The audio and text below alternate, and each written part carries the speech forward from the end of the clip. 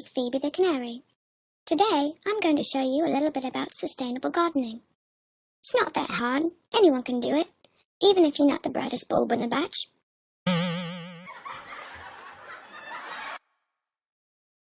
First of all, what is sustainable gardening?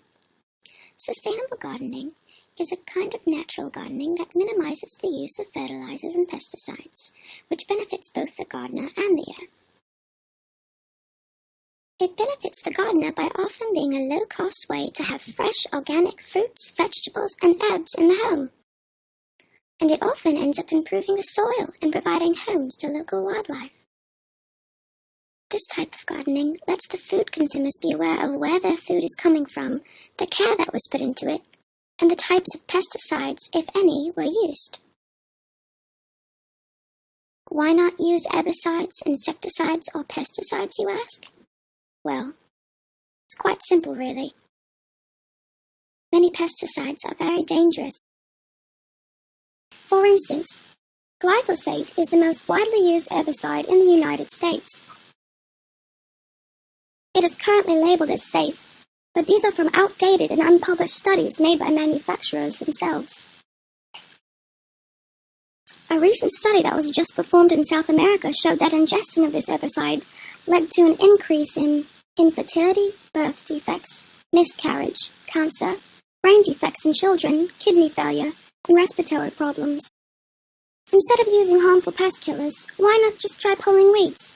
And do your research. Some insects are actually good for certain plants. Remember, edible plants do require a little more work than typical aesthetic plants. This does not mean, however, that it's impossible. So here goes. 1. Evaluate the best area for your plant. Make sure there is plenty of sunlight and the soil has proper nutrients. 2. Decide what you want in your garden and where your plants would best be located. 3. Attract pollinators. Some edible plants are wind-pollinated while others are insect-pollinated, so make sure you know what type your plants are. Crop rotation. Be sure to rotate your plants around. This ensures that the soil does not become depleted of essential nutrients. Great! Now which will you learn to plant? Let's plant basil. Basil can be a pricey herb. Why not grow your own and sell extra to the farmer's market? Make sure you plant your basil in full sun and moist soil. If you are using a seedling, plant them 10 to 12 inches apart. Remove the center stalk after 6 weeks to encourage outward growth and prevent flowering. Remove flower stalks if they develop to continue growth. Harvest just as the plant starts to bud, before flowers start to bloom.